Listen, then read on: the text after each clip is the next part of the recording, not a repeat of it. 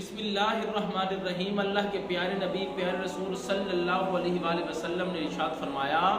کہ اے ایمان والو، اگر کوئی رمضان المبارک میں کسی روزہ دار کا روزہ افطار کرواتا ہے تو رب کائنات کی طرف سے اللہ رب العزت اس کو 3 انعامات سے نوازتا ہے۔ یعنی ایک صحابی کھڑے ہوئے عرض کی یا رسول اللہ صلی اللہ علیہ وآلہ وسلم وہ 3 انعامات کون سے ہیں؟ تو محمد کریم صلی اللہ علیہ وسلم نے ارشاد فرمایا جو کسی روزہ دار کا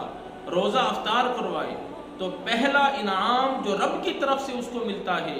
اس کی مغفرت کر دی جاتی ہے۔ صحابی نے عرض کی یا رسول اللہ صلی اللہ علیہ وآلہ وسلم دوسرا انعام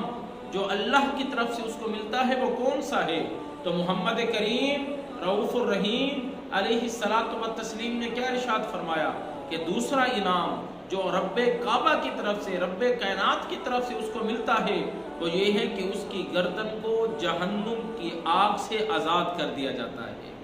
صحابی نے عرض کی کہ یا رسول اللہ صلی اللہ علیہ وآلہ وسلم تیسرا انعام جو کسی روزہ دار کا روزہ افطار کروائے اس کو رب کعبہ کی طرف سے کیا ملتا ہے؟ تو محمد کریم علیہ الصلاۃ والتسلیم نے ارشاد فرمایا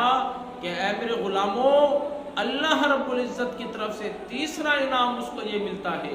کہ جتنا روزہ دار کو روزہ رکھنے کا ثواب ملا ہے اتنا ثواب روزہ افطار کروانے والے کو رب عطا فرماتا ہے۔ اے ایمان والو، یہاں تک حدیث تو مکمل ہوئی، اس کے اوپر علماء کرام نے تبصرہ کیا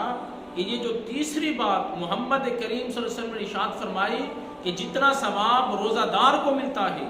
اتنا روزہ افطار کروانے والے کو ملا، تو کوئی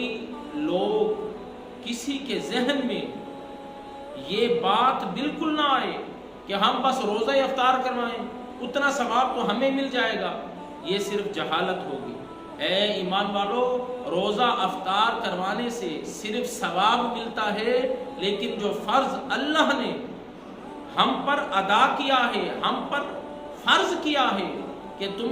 تمہارے اوپر روزے رکھنا یہ فرض ہے، جب تک ہم روزے نہیں رکھیں گے ہمارا روزہ مکمل نہیں ہوگا، چاہے جتنے مرضی روزے افطار کروا دیں، ثواب اور بات ہے، روزہ رکھنا اور بات ہے۔ مولا ہم سب کو دین کی سمجھ عطا